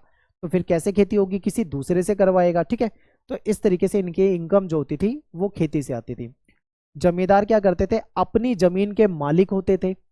ग्रामीण समाज में इनकी ऊंची हैसियत होती थी, यानी ग्रामीण समाज में इनकी हैसियत बहुत ऊंची थी, क्योंकि इनके पास बहुत जमीनें थी, इनके पास पैसा था, ये ताकतवर थे। ठीक है, ऊंची हैसियत होने के कारण इन्हें कुछ खास सामाजिक और आर्थिक सुविधाएं भी मिली थी, और ये राज्य के भी करीब होते थे, यानी मुगलों के भी करीब थे। ठीक है, इसलिए इनको कुछ एक्स्ट्रा बेनिफिट सुविधाएं वगैरह मिली हुई थी। जमींदारों की बढ़ी हुई हैसियत के पीछे एक कारण था जाति। ये उच्च जाति से थे। ठीक है, वे कुछ खास किस्म की सेवाएं और खिदमत भी दिया करते थे। राज्य की ओर से ये टैक्स वसूली का भी काम करते थे। ये भी इंपॉर्टेंट है। मुगल जो थे टैक्स के लिए किनको जिम्मेदारी देते थे? इन जमींदारों को ही जिम्मेदारी देते। ठीक है, तो जमींदार जो होते थे वो टैक्स कलेक्ट करने का काम भी करते थे मुगलों के लिए। जमींदारों की बढ़ी हुई हैसियत के पीछे एक कारण जाति था, ये हम पढ़ चुके हैं। जमींदारों की समृद्धि की वजह, यानी इतने जो समृद्ध थे, इतने ताकतवर थे, इतने पैसे वाले थे, उसकी वजह थी इनकी विस्तृत व्यक्तिगत जमीन। इनके पास इतनी ज्यादा जमीन होती थी, ठीक है, बहुत ज्यादा, जिसकी वजह से ये बहुत अमीर थे। इनकी संपत्ति होती थी ये, ठीक है, इनकी जमीन इनकी संपत्ति थी, इनके हाथ में थी, जो चाहे उसको कर सकते थे। मिल्कियत जमीन पर जमींदार के निजी इस्तेमाल के लिए खेती होती थी। होता क्या है कि जमींदार जो है अपनी जमीन पे खेती करवाते हैं किसी दूसरे से, उससे इनको फसल मिल जाती है और उससे ये काफी ज्यादा अमीर हो जाते थे। ठीक है, इन जमीनों पर ये दिहाड़ी के मजदूर या पराधीन मजदूरों से काम करवाते थे, यानी बाहर से मजदूर बुलाते थे, उनको दिहाड़ी दे देते थे, या फिर उनसे ये ऐसा भी कॉन्ट्रैक्ट कर लेते थे कि तुम हमारी जमीन पे खेती करो, जब खेती हो जाएगी, फाइनल हो जाएगी, तो उसमें से कुछ फसल तुम ले लेना, बाकी फसल हमको दे देना। इस तरीके से भी काम होता था। जमींदार अपनी मर्जी के मुताबिक इन जमीनों को बेच सकते थे, क्योंकि इनकी मिल्कियत है, इनकी संपत्ति है, जिसे चाहे उसे बेच सकते हैं। ठीक है, और किसी और के नाम पे भी ट्रांसफर कर सकते हैं। जमींदार चाहे तो उसको गिरवी भी रख सकते हैं, क्योंकि इनकी खुद की संपत्ति है वो। जमींदार सैनिक संसाधन होने के कारण अधिक ताकतवर थे। ठीक है, इनके पास क्या था? सैनिक संसाधन, इनके पास खुद की सेनाएं होती थी, इसलिए बहुत ताकतवर थे। ज्यादातर जमींदारों के पास अपने खुद के किले होते थे, इनके पास सैनिक टुकड़ियां होती थी, इनके पास हथियार होते थे, इनके पास घुड़सवार है, इनके पास तोप खाने हैं, इनके पास पैदल सिपाही हैं। तो आप सोचो ये कितने ज्यादा ताकतवर होंगे। तो यहाँ पे जमींदार वाला टॉपिक खत्म हो जाता है। नेक्स्ट टॉपिक है हमारा भू राजस्व, यानी भूमि से मिलने वाला टैक्स, जिसको हम क्या बोलेंगे? भू राजस्व। ठीक है, आगे देखते हैं। जमीन से मिलने वाला जो टैक्स होता था, राजस्व होता था, वो मुगल साम्राज्य की आर्थिक बुनियाद थी। ये हम पहले ही पढ़ चुके हैं, चैप्टर के स्टार्टिंग में पढ़ चुके थे कि सबसे ज्यादा जो टैक्स मिलता था मुगलों को, वो जमीन से मिलता था। ठीक है, इसलिए मुगल साम्राज्य को कृषि उत्पादन पर नियंत्रित रखने के लिए और तेजी से फैलते साम्राज्य के सभी इलाकों में राजस्व आकलन और वसूली के लिए राज्य को एक प्रशासनिक तंत्र खड़ा करने की जरूरत हुई। अब देखो, जमीन से बहुत ज्यादा पैसा मिल रहा है, बहुत मजबूत है, तो इसलिए जो मुगल थे उनको कहीं ना कहीं कंट्रोल किस चीज पे करना था? कृषि पे करना था, क्योंकि कृषि से ही सब कुछ होता था। और ऐसे में इनका जो साम्राज्य जो था, जो तेजी से फैल रहा था, उसमें राजस्व को वसूल करने के लिए, ठीक है, पूरा एक प्रशासनिक तंत्र खड़ा करने की जरूरत हुई, पूरा एक डिपार्टमेंट बनाने की जरूरत हुई, यानी जिसमें कुछ लोग टैक्स को डिसाइड करेंगे, कुछ लोग टैक्स को कलेक्ट करेंगे, कुछ लोग टैक्स का आकलन करेंगे, कुछ लोग उसका हिसाब किताब रखेंगे, फाइन वगैरह लगाना है तो फाइन लगाएंगे। तो इस तरीके से पूरा एक तंत्र, प्रशासनिक तंत्र खड़ा करने की आवश्यकता हुई। ठीक है, इसलिए इन्होंने क्या करा? दीवान की भर्ती करी। दीवान कौन है भाई? दीवान वो पोस्ट है जिसके दफ्तर पर पूरे राज्य की जो वित्तीय व्यवस्था है, पैसे से रिलेटेड जो व्यवस्था है, उसकी देखरेख की जिम्मेदारी थी। ठीक है, इस तरीके से हिसाब रखने वाले और राजस्व अधिकारी खेती की दुनिया में दाखिल हुए। पहले इनकी जरूरत नहीं थी, जब पूरा एक तंत्र खड़ा हुआ तब इन सब की जरूरत पड़ी, ताकि ऑर्गेनाइज वे में डाटा, पूरे आंकड़े समेत सारी की सारी जानकारी इनके पास हो। कितना टैक्स आया, कहाँ से आया, किसने दिया, किसने नहीं दिया, सारी जानकारी। ठीक है, लोगों को टैक्स का बोझ निर्धारित करने से पहले मुगल राज्य ने जमीन और उस पर होने वाला जो उत्पादन है उसके बारे में जानकारी, यानी खास किस्म की सूचनाएं इकट्ठा करने की कोशिश की। क्योंकि भाई अगर मुगलों को किसी जमीन से टैक्स की राशि निर्धारित करनी है तो उनको पता भी तो होना चाहिए कि उसमें से कितनी उपजाऊ जमीन है। पता लगे तुम बोलो कि भाई मुझे 100 रुपए टैक्स चाहिए और उसमें फसल तो 20 रुपए की भी नहीं हो रही, तो भाई जो किसान है वो कहाँ से भरेगा? नहीं भर पाएगा ना। तो इसीलिए पहले से ये जानने की कोशिश करते थे, जानकारी इकट्ठा करते थे कि किस जमीन से कितना उत्पादन हो जाता है, कितनी फसलें मिल सकती है, उसी के हिसाब से हम क्या करेंगे? टैक्स लगा देंगे। नेक्स्ट टॉपिक है हमारा भू राजस्व। अब देखो, भू राजस्व ही पढ़ रहे थे वैसे हम, इसको और डिटेल में देखते हैं। भू राजस्व जो है, इसमें दो बातें महत्वपूर्ण है, कर निर्धारण और वास्तविक वसूली। यानी कि कर निर्धारण का मतलब है टैक्स को डिसाइड करना, कि कितना टैक्स लेना है, इस चीज को डिसाइड करना। ठीक है, फिर वास्तविक वसूली, असली में कितना टैक्स मिल रहा है, नहीं मिल रहा है, क्योंकि जरूरी थोड़ी है 100 रुपए का टैक्स निर्धारित कर दिया तो जरूरी थोड़ी है 100 रुपए का टैक्स मिल ही जाएगा।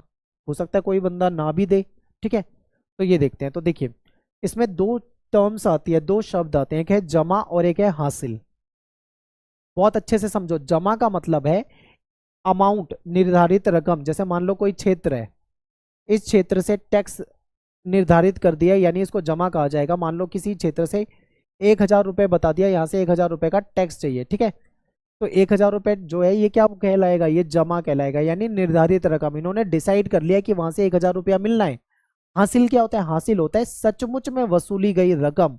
अब मान लो उस जगह से 1,000 रुपये का टैक्स कर दिया निर्धारित, लेकिन अधिकारी लोग गए वहां पे टैक्स इकट्ठा करने, पता लगा भाई किसी 2-3 आदमियों ने डिफॉल्ट कर दिया, उन्होंने बोला भाई हमारे पास पैसा नहीं है, हम नहीं दे पाएंगे टैक्स।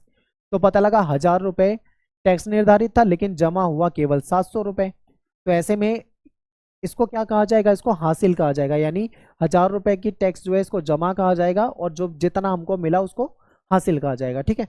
सचमुच में वसूली गई रकम। अगला टॉपिक है अमीर गुजार। ये मुगल काल के ऐसे अधिकारी थे जो राजस्व वसूली का काम करते थे। अमीर गुजार कौन थे, जो टैक्स को वसूल करने का काम करते थे, यानी जाके टैक्स को वसूल करते थे, इकट्ठा करते थे। अमीर गुजार को अकबर ने ये हुक्म दिया था कि उनको कोशिश करनी चाहिए कि किसान नगद में भुगतान करें। उनको कोशिश करना है कि ज़्यादा से ज़्यादा नगद में लो, और फसलों का भुगतान का विकल्प भी खुला रखो।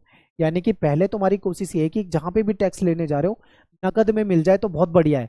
अगर नगद में ना दे रहा हो कोई किसान, तो उससे बदले में फसल का ऑप्शन दे दो कि चल भाई तू नगद नहीं दे पा रहा है तो फसल है तो फसल ही दे दे। इस तरीके से टैक्स लिया जाता था, ठीक है। कर निर्धारित करते समय राज्य जो था अपना हिस्सा ज्यादा से ज्यादा रखने की कोशिश करता था। जब टैक्स निर्धारित करा जाता था, जब वो डिसाइड करते थे कि भाई यहाँ से हमको 500 रुपये का टैक्स लेना है, यहाँ से 1,000 रुपये का लेना है, या 2,000 रुपये का लेना है, तो वो ज्यादा से ज्यादा कोशिश करते थे कि भाई उनको ज्यादा से ज्यादा कमाई हो, ठीक है। लेकिन स्थानीय हालात की वजह से कभी कभी सचमुच में उतना पैसा कलेक्ट नहीं हो पाता था, ठीक है। मान लो कभी कोई समस्या आ जाए, मान लो कोई फसल ही बर्बाद हो गई है, किसान कैसे दे पाएगा, ठीक है। तो वो उतना पैसा नहीं दे पाते थे, तो कभी कभी ऐसा हो जाता था कि उतना पैसा नहीं मिल पाता था। हर प्रांत में जुती हुई जमीन और जोतने लायक जमीन दोनों की नपाई की गई। अकबर के शासनकाल में अबुल फजल ने आइन में ऐसी जमीनों के सभी आंकड़ों को संकलित किया। बाद के शासकों ने भी जमीन की नपाई का प्रयास किया, ठीक है। यानी कि क्या होता था, हर प्रांत में जुती हुई जमीन और जोतने लायक जमीन दोनों की नपाई की गई कि कितनी जमीन जुती हुई है, कितनी जोती जा सकती है जहां से खेती हो सके। अकबर के टाइम पे भी इसका पूरा आंकड़ा इकट्ठा करने का प्रयास किया। बाद में जो शासक आए अकबर के बाद, उन्होंने भी इसका प्रयास किया, ठीक है। 1665 में औरंगजेब ने अपने राजस्व कर्मचारियों को क्लियर कह दिया था कि हर गांव में जो किसानों की संख्या है उसका सालाना हिसाब रखा जाए। बताओ कितने किसान कहाँ पे है, पूरा उसका आंकड़ा अपने पास रखना है। इसके बावजूद सभी इलाकों की नपाई सफलतापूर्वक नहीं हुई। बड़े हिस्से जो जंगल से घिरे हुए हिस्से थे, इनकी नपाई नहीं हुई थी, इनकी नपाई कर पाना पॉसिबल भी नहीं होता था, ठीक है। अब अगला टॉपिक डिस्कस करने वाले हैं, टॉपिक है हमारा चांदी का बहाव। इसको समझते हैं। देखिए क्या होता है कि मुगल साम्राज्य जो था वहाँ पे एशिया के उन बड़े साम्राज्यों में से एक हुआ करता था जो 16वीं और 17वीं सदी में सत्ता और संसाधनों पे अपनी पकड़ मजबूत बनाने में कामयाब रहा। क्योंकि भाई इन्होंने भारत पे कब्जा कर लिया था, ठीक है, यहाँ पे अपना शासन स्थापित कर लिया था, तो ये मजबूत साम्राज्यों में इसका नाम आता था। फिर खोजी यात्राओं से और नई दुनिया के खुलने से यूरोप के साथ एशिया, खासकर भारत के व्यापार में भी भारी विस्तार हुआ। क्या हुआ था कि इस समय में यूरोप के और अन्य देशों के बारे में जानकारी लग गई थी, ठीक है, नई दुनिया की खोज हो चुकी थी। तो इससे ये पता लगा कि बहुत सारे देश ऐसे हैं दुनिया भर में जहाँ पे संसाधन है। तो जब संसाधनों के बारे में जानकारी लगती है तो भाई व्यापार बढ़ता है। तो ऐसे कहीं ना कहीं भारत का जो व्यापार था वो तेजी से बढ़ रहा था। भारत से कुछ वस्तुएं बाहर भेजी जाती थी और बाहर से कुछ वस्तुएं भारत में भी आती थी, ठीक है। व्यापार जो था वो दोनों तरफ से होता था। इस वजह से भारत के समुद्र पार व्यापार में भौगोलिक विविधता भी आपको देखने को मिलेगी, ठीक है। भारत का व्यापार जो था समुद्र पार तक पहुंच चुका था। कई नई वस्तुओं का व्यापार भी शुरू हो गया था। लगातार जो व्यापार बढ़ रहा था, इसके साथ ही भारत से जो निर्यात होती थी, यानी भारत से जो चीजें बाहर जाती थी, ठीक है, उन वस्तुओं का भुगतान करने के लिए एशिया में भारी मात्रा में चांदी आई। ठीक है। यानी कि भारत से जो वस्तुएं निर्यात हो रही है, यानी हम अपने यहाँ से कुछ चीजों को बेच रहे हैं, उसके बदले में हमको क्या मिल रही है, चांदी मिल रही है। यानी भारत के पास चांदी का एक बहुत बड़ा खजाना आने लगा था। ठीक है। इस चांदी का एक बड़ा हिस्सा जो था वो भारत की तरफ खिंच गया, यानी भारत में आने लगा। ये भारत के लिए बहुत अच्छा था, क्योंकि हमारे पास चांदी बहुत सारी आ रही थी, क्योंकि यहाँ चांदी के प्राकृतिक संसाधन हमारे यहाँ पे नहीं थे और हमें चांदी मिलने लगी थी। तो इससे कहीं ना कहीं हमारा बेनिफिट हो रहा था। ठीक है, व्यापार में। फिर 16वीं से 18वीं सदी के बीच में भारत में धातु मुद्रा, खासकर चांदी के रुपयों की उपलब्धि जो है वो अच्छे लेवल पे बन चुकी थी। कहने का मतलब है कि जो कॉइन्स बनते थे, जो मुद्रा होती, जो सिक्के होते थे, वो चांदी के सिक्के बनाए जाने लगे थे। ठीक है। और भारत में चांदी आ रही थी, तो यहाँ पे चांदी की कमी थी नहीं। ठीक है। इसके साथ ही एक तरफ तो अर्थव्यवस्था में मुद्रा संचार और सिक्कों की ढलाई में काफी विस्तार हुआ, तो दूसरी तरफ मुगल राज्य को नकदी कर उगाने में भी आसानी हो गई, यानी डबल फायदे हो गए। एक फायदा तो ये हो गया कि हमारी अर्थव्यवस्था जो थी उसमें जो मुद्रा, मतलब करेंसी का यूज होने लगा था। ठीक है। पहले क्या होता था, एक्सचेंज सिस्टम होता था। मुझे कोई सामान चाहिए, मैं कुछ अनाज वगैरह लेके दुकान पे जाऊंगा, सामान लूंगा, वो बदले में मुझे मेरी जरूरत का सामान दे देगा, यानी इस तरीके से होता था। लेकिन बाद में करेंसी आ गई, मुद्रा आ गई, तो अब क्या है, अब कैश लेके जा सकते हैं। अब चांदी है तो भाई कोई भी सामान है तो आराम से अब आपको अनाज वनाज ले जाने की जरूरत नहीं है। कोई भी व्यक्ति मान लो खरीदना चाहता है तो वो अपना चांदी का सिक्का ले जाएगा, उनको दे देगा और उसके बदले में उसको सामान मिल जाएगा। यानी कि ये बेनिफिट हो रहा था। फिर दूसरा बेनिफिट ये हो रहा था कि मुगलों को भी तो फायदा हो रहा था। जब उनको टैक्स चाहिए होता था, पहले कहाँ अनाज में भरपाई करते थे, अनाज देते थे टैक्स के रूप में, अब वो करेंसी दे सकते हैं, यानी कि मुद्रा दे सकते हैं। तो इसमें दोनों का ही बेनिफिट था। अब लास्ट टॉपिक है, आखिरी टॉपिक, इसको समझेंगे, यहां से भी आपके पेपर में क्वेश्चन आता है। अबुल फजल की आईने अकबरी, यानी अबुल फजल के द्वारा लिखित आईने अकबरी को समझते हैं। आईने अकबरी जो है अकबर के काल में, मुगल काल के बारे में हमको डिटेल में जानकारी देती है। ठीक है। तो चलिए समझते हैं। देखिए, आईने अकबरी जो है एक बहुत बड़ा प्रोजेक्ट था। इसका जिम्मा जो था वो किसने उठाया था, अकबर ने उठाया था, बादशाह अकबर ने। अबुल फजल को उसने जिम्मेदारी दी थी कि भाई, अकबर ने ये कहा था कि हमारे मुगल काल के बारे में आपको लिखना है, डिटेल से लिखना है, बिल्कुल विस्तार से। ठीक है। अबुल फजल को जिम्मेदारी सौंप दी थी अकबर ने। अकबर के शासन के 42वें वर्ष 1598 ईस्वी में 5 बार इसमें संशोधन होते हैं। 5 टाइम्स इसमें क्या होता है, एडिटिंग होती है। ठीक है। संशोधन होते हैं, अमेंडमेंट होते हैं। उसके बाद इसको पूरा किया गया। आइन जो है इतिहास लिखने के एक ऐसा बड़ा प्रोजेक्ट, मान लो बड़े प्रोजेक्ट का हिस्सा था, जिसकी पहल जो है वो अकबर ने करी थी। ये आखिर लिखवाते क्यों थे, अपने दरबार के बारे में जानकारी क्यों लिखवाते थे, उसके पीछे कारण जो था वो ये था, जैसे मान लो अकबर अपने समय के बारे में लिखवा के जा रहा है, क्योंकि अकबर जो है वो अमर तो है नहीं, वो मरेगा, फिर कोई दूसरा आएगा, फिर वो मरेगा, कोई दूसरा आएगा, इस तरीके से उसे पता था। लेकिन जो लिखित में जो चीजें हो जाती है ना, वो एक तरह से अमर हो जाती हैं, वो सैकड़ों वर्षों तक पढ़ी जाती है। ठीक है। तो इसलिए वो अपने अपने मुगल काल के बारे में, अपने शासन काल के बारे में लिखवा कर जाना चाहता था, ताकि आने वाली जो पीढ़ियां होंगी वो इसको पढ़ सकें और आने वाले जो शासक होंगे वो समझ सकें। ठीक है। तो उसके बाद आगे के लोगों ने भी यही अपनाया, उन्होंने भी अपने बारे में लिखवाया था। ठीक है। ये जो प्रोजेक्ट था, इसका परिणाम क्या था, इसका परिणाम ये था कि अकबरनामा, जिसे 3 जिल्दों में रचा गया। ठीक है। अब अकबरनामा वगैरह को भी हम डिटेल में समझेंगे। तो देखिए, जिल्द का मतलब क्या होता है, यहाँ पे जिल्द का मतलब होता है पार्ट। जैसे आप कोई मूवी देखते हो, कोई वेब सीरीज वगैरह देखते हो, उसके पार्ट आते हैं ना, सीजन 1, सीजन 2, सीजन 3, या कोई बुक है, मान लो जैसे आपकी 12th क्लास की हिस्ट्री है, उसके आपके 3 पार्ट हैं, एक बुक 1 है, एक बुक 2 है और एक बुक 3 है। इसको जिल्द कह सकते हो आप। ठीक है। जिल्द का मतलब होता है पार्ट, यानी कि पहली 2 जिल्द, यानी पहले 2 पार्ट में ऐतिहासिक दास्तान पेश की गई। ठीक है। यानी जो पहले 2 पार्ट थे उसमें ऐतिहासिक दास्तान है, इतिहास के बारे में है। तीसरा जो पार्ट है, यानी तीसरी जो जिल्द है, वो आईने अकबरी है, और हमारा जो फोकस है वो आईने अकबरी पे होना चाहिए, क्योंकि ये मेन टॉपिक है। ठीक है। तो चलिए समझते हैं।